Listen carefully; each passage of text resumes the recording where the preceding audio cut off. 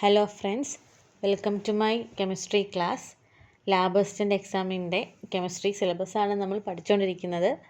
Structure of an ആറ്റത്തിൽ Thomson model of ആറ്റവും Rutherford nuclear atom മോഡലും നമ്മൾ കഴിഞ്ഞു. റൂദർഫോർഡിന് കുറച്ച് കാര്യങ്ങളും കൂടി ഉണ്ട്. ഒബ്സർവേഷൻ, കൺക്ലൂഷൻ, ലിമിറ്റേഷൻ, ഡ്രോബാക്ക്, ഈ കാര്യങ്ങളും കൂടി പഠിക്കാനുണ്ട്. പാർട്ട് 1 ആയിട്ടും 2 ആയിട്ടും നേരത്തെയുള്ള ആറ്റം മോഡൽ കൊടുത്തിട്ടുണ്ട്, കാണാത്തവരെ നോക്കുക. റൂദർഫോർഡ് ആറ്റം മോഡ് എന്തായിരുന്നു?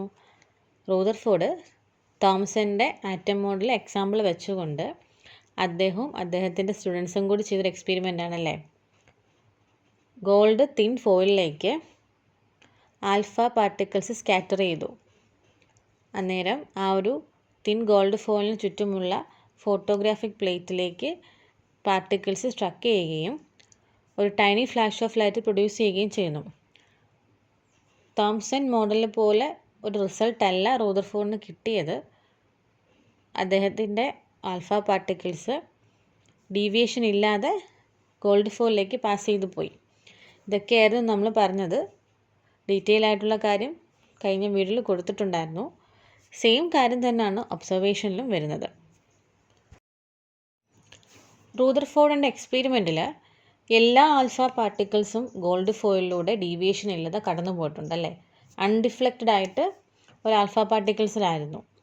അതുപോലെ വളരെ ചെറിയ അളവിൽ പാർട്ടിക്കിൾസ് മാത്രമേ ചെറിയ ആംഗിളായിട്ട് ഡിഫ്ലക്റ്റ് ചെയ്തുള്ളൂ. പിന്നെ വളരെ കുറച്ച് പാർട്ടിക്കിൾസ് ബൗൺസ് ബാക്ക് ചെയ്യുകയും ചെയ്തു. ഏകദേശം 180 ഡിഗ്രി ആംഗിളിൽ ബൗൺസ് ബാക്ക് ചെയ്തു. അതും 1 ഔട്ട് ഓഫ് 20,000 എന്ന ആ ഒരു കണക്കിൽ മാത്രമേ ബൗൺസ് ബാക്ക് ചെയ്തിട്ടുള്ളൂ. അപ്പം ഈ 3 പ്രധാനപ്പെട്ട പോയിന്റുകളാണ് റൂദർഫോർഡ് ഒബ്സർവേഷനിലുള്ളത്. ഇനി എന്തായിരുന്നു റൂദർഫോർഡിൻ്റെ കൺക്ലൂഷൻ? അദ്ദേഹത്തിൻ്റെ ആൽഫ പാർട്ടിക്കിൾസ് എല്ലാം അൺഡിഫ്ലക്റ്റഡ് ആയിട്ട് ഗോൾഡ് ഫോയിലൂടെ പാസ് ചെയ്ത് പോയിട്ടുണ്ടല്ലേ. അതുകൊണ്ട് തന്നെ ഈ ഗോൾഡ് ആറ്റത്തിൽ സ്പേസ് വളരെ കൂടുതലായിരുന്നു. അതുമാത്രവുമല്ല, ആറ്റത്തിൻ്റെ പോസിറ്റീവ് ചാർജ് ഈ ആറ്റത്തിൻ്റെ സെൻറ്ററിലാണ് കോൺസെൻട്രേറ്റ് ചെയ്തത്, വളരെ ചെറുതായിട്ട്. അതാണ് ന്യൂക്ലിയസ്. ന്യൂക്ലിയസിൻ്റെ volume compared to total volume of the atom small ആണ്. ആറ്റത്തിനേക്കാളും സ്മോൾ ആയിരുന്നു ന്യൂക്ലിയസിൻ്റെ വോളിയം. എന്താണ്? ആറ്റത്തിൻ്റെ റേഡിയസ് 10⁻⁻10 മീറ്റർ ആണെങ്കിൽ ന്യൂക്ലിയസ് 10⁻⁻50 മീറ്റർ ആണ്. അപ്പോൾ ന്യൂക്ലിയസിൻ്റെ വോളിയമാണ് ചെറുത്. നമുക്കൊരു എക്സാമ്പിൾ നോക്കിയാൽ ഈ ന്യൂക്ലിയസിനെ നമുക്ക് ക്രിക്കറ്റ് ബാളായിട്ട് റെപ്രസെൻ്റ് ചെയ്യാം.